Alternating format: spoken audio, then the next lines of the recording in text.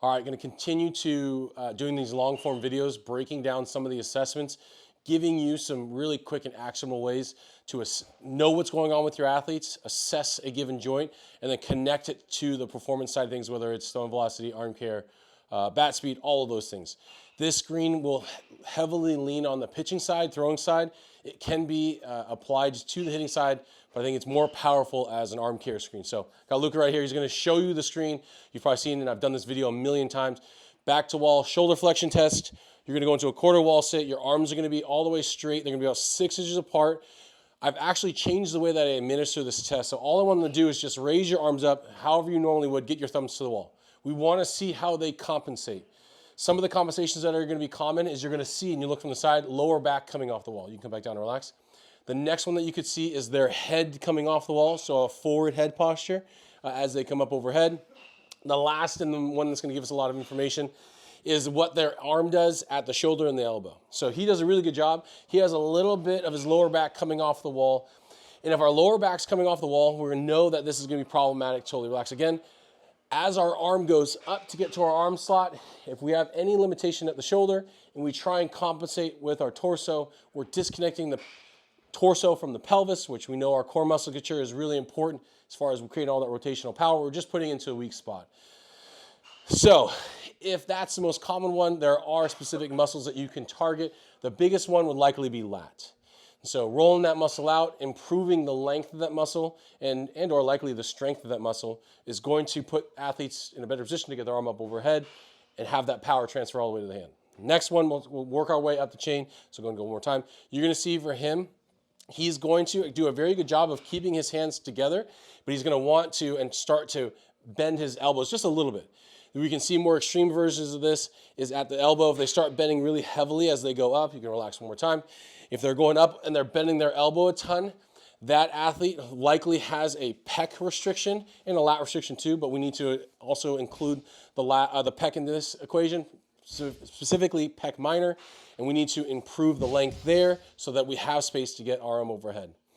If they also bend and they tend to go, and I guess this is our next compensation, if their arm goes wide, so go do more of a Y versus like straight up. So if our arms start to go wide, we'll likely have a limitation at the shoulder blade itself. Go ahead and come back down.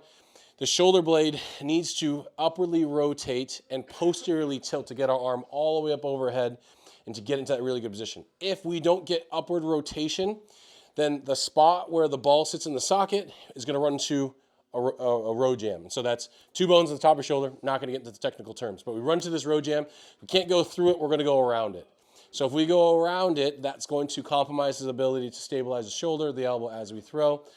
We see this play out as far as our arm slot starting to change over the course of a game, over the course of the season. Our arm slot starts dropping. If it drops too much, we're going to see the movement of our pitches, our accuracy all be affected. And so the athletes that tend to have this outside nice and wide screen, you're going to see a lot of arm side run. You're going to see flat or loopy breaking pitches. You're going to have this probably east and west profile that starts getting created over time because my arm slot, I can't keep my hand behind the ball. I can't stay in this nice strong position. And so my arm slot starts dropping. And then ultimately over the course of a really long season, we're going to see an increase in bicep and medial forearm discomfort. So going out nice and wide, I want to give you those three things to address and look at. First, really easy. Quarter wall sit, arms straight, 6 inches apart. Don't let them go wide. They're going to go up overhead. See what their lower back does. See what their head does. If we see a compensation there, we need to likely work on lat mobility and core stability. If they bend their elbow as they go up, we likely need to add some pec mobility into that. And if they decide to go wide, so going nice and wide to that Y, we likely need to address the shoulder blade specifically itself as it gets up overhead. We still need to probably get some pec and some lat in there, but there's some smaller muscles that we can address. I think the most important ones, the ones that will give you some more bang for your buck right away, is going to be the muscles between your shoulder blade and your spine. Those are rhomboids. So doing a little soft tissue work before you throw, getting those muscles to relax is really important. And then going into your band work and activating the muscles that stabilize the shoulder, much better way to address and prepare athletes for throwing. The opposite side of this equation, and I guess if I were to have assessed him when he was younger, is the super loose athlete. I'm going to leave you with this one. Say an athlete goes up and their arms go all the way up. They're like Gumby. They're hypermobile. They're super loose. Really common in our softball players, really common in our younger athletes. They have plenty of range of motion. They do not have control over that range of motion. And so when we lack control, we're going to lack consistency, accuracy, all things that we need for our younger athletes. And so they need to avoid stretching before they throw. They don't need to stretch out or get the muscles mobilized because they have plenty of mobility, plenty of flexibility.